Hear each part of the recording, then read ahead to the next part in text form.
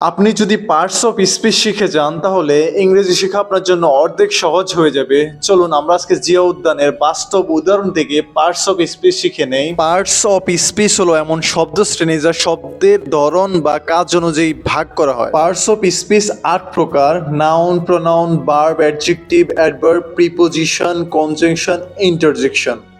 প্রথমে আমরা দেখে নেই নাউন বা বিশেষ্য। নাউন হচ্ছে যে শব্দ দ্বারা ব্যক্তি, স্থান, প্রাণী, বস্তু বা ধারণার নাম বোঝায় তাকে নাউন বা বিশেষ্য বলে। ভিডিওটির দিকে খেয়াল করুন, এখানে অনেক মানুষ আছে, শিশুরা গোসল করতেছে, এটা একটা লেক, আর পাশে একটা রোড আছে, আর এটা মূলত একটা পার্ক, মানুষ ঘুরতে আসে।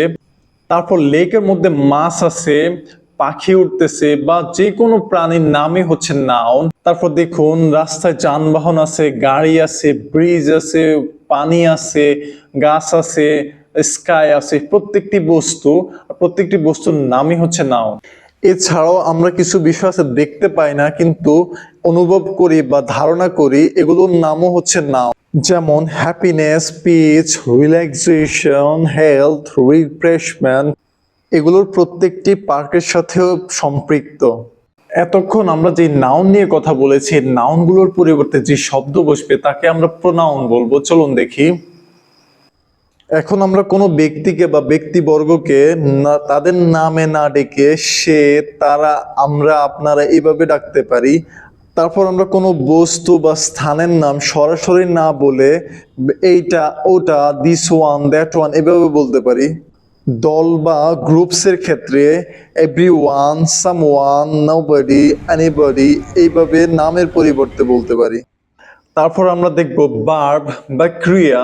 যে শব্দ কোনো কাজ, অবস্থা বা ঘটনা প্রকাশ করে তাকে ভার্ব বলে। ভিডিওটির দিকে খেয়াল করুন, এখানে কিছু মানুষ হাঁটতেছে, কিছু মানুষ দৌড়াচ্ছে, কিছু মানুষ দাঁড়িয়ে আছে, কেউ বসে আছে, কেউ কথা বলতেছে, হাসতেছে, গাইতেছে বা দেখতেছে। প্রত্যেকটা মানুষ কোনো না কোনো কাজ করতেছে। তারপর যানবাহনের কাজ দেখুন, চালানো, চলা, থামা, পাশ দিয়ে যাওয়া। আবার প্রাকৃতিক যে কাজগুলো আছে, যেমন দেখুন ফ্লো প্রবাহিত হচ্ছে, বয়ে যাচ্ছে, বাতাস বয়ে যাচ্ছে, সূর্যের আলো জলজল করতেছে, এটা এক ধরনের কাজ।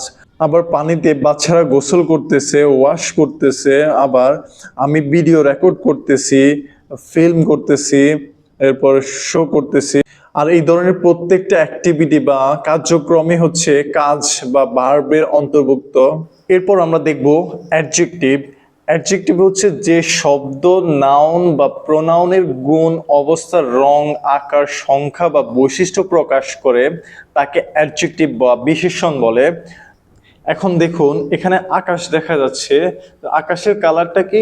নীল কালার। সো আমরা বলতে পারি the blue sky looks beautiful. তারপরে দেখা যাচ্ছে পানি, দ্য ওয়াটার ইজ ক্লিন।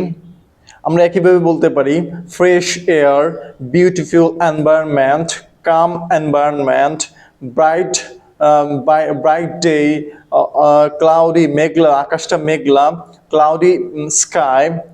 এরপর দেখুন big, white, sunny, cool, clean.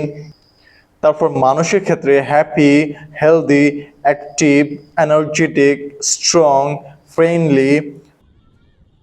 এরপর বস্তুর ক্ষেত্রে দেখুন fast car, long bridge, wide road, safe park, beautiful lake.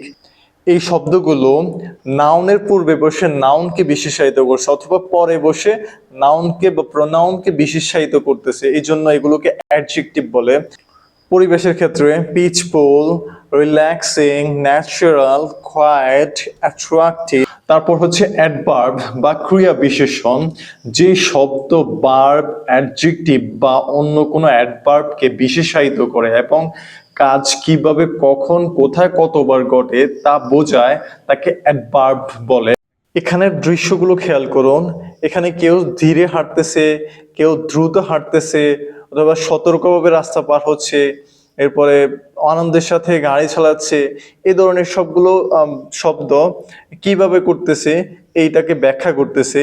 তারপর দেখুন সময়ের ক্ষেত্রে কাজগুলো কখন করতেছে সেটাকে ইন্ডিকেট করার জন্য now, today, always, often, sometime, later এগুলো ব্যবহার হচ্ছে। কাজটি কোথায় করতেছে তার অবস্থানের জন্য, যেমন এখানে, সেখানে, কাছাকাছি বা সর্বত্র। তারপর কাজটা কতবার করতেছে, always, usually, often, sometime, never, frequency নির্দেশ করতে ব্যবহার হয়। এখন আমরা দেখব প্রিপোজিশন। পার্টস অফ স্পিচের এই অংশটুকু ব্যবহার একটু কনফিউজিং, স্টুডেন্টরা বেশি কনফিউজড হয় এটা ব্যবহারে। এখন প্রিপোজিশন কি? প্রিপোজিশন হচ্ছে যে শব্দ নাউন বা প্রনাউনের সঙ্গে বাক্যের অন্য শব্দের সম্পর্ক স্থাপন করবে বা প্রকাশ করবে, তাকে আমরা প্রিপোজিশন বলবো। এখন দেখুন প্লেস বা স্থানের ক্ষেত্রে আমরা কিভাবে প্রিপোজিশনে ইউজ করব। অন দ্য ব্রিজ, ব্রিজের উপরে, যেমন ইন দ্য ওয়াটার, পানির মধ্যে, অ্যাবভ দ্য ওয়াটার, পানির উপরে, আন্ডার দ্য ব্রিজ, সেতুর নিচে, নিয়ার দ্য ট্রিজ, গাছের কাছে, বিহাইন্ড দ্য পিপল, মানুষের পেছনে, তারপর ইন ফ্রন্ট অফ পিপল, মানুষের সামনে, তারপর বিসাইড দ্য রোড, রোডের সাথে। তারপর দেখুন ডিরেকশন বা দিক নির্দেশনার ক্ষেত্রে প্রিপোজিশনের ব্যবহার। টু দ্য ব্রিজ, ব্রিজের দিকে, টুয়ার্ড দ্য পার্ক, পার্কের দিকে, ইনটু দ্য ওয়াটার, পানির ভিতরে, আউট অফ দ্য ওয়াটার, পানির বাইরে, অ্যাক্রস দ্য ব্রিজ, সেতু পার হয়ে, থ্রু দ্য পার্ক, পার্কের মধ্য দিয়ে। তারপর সময়ের ক্ষেত্রে দেখুন in the morning, in the afternoon, in the evening, at sunset, তারপর হচ্ছে before sunset, after sunset, during the walk. 7 নম্বরে আমরা দেখব কনজাংশন বা সংযোজক। যেই শব্দ দুই বা ততোধিক শব্দ বাক্যাংশে বা বাক্যকে যুক্ত করে তাকে কনজাংশন বলে। যেমন but, and, also, yet, after, before, while, etc. ধরুন আমরা রিলেট করি, দেখুন the sky is blue and the water is calm, people are walking while cars are moving, the park is beautiful and clean. ভিডিওতে যা যা দেখছেন তা practice করুন, তাহলে মনে রাখতে সুবিধা হবে।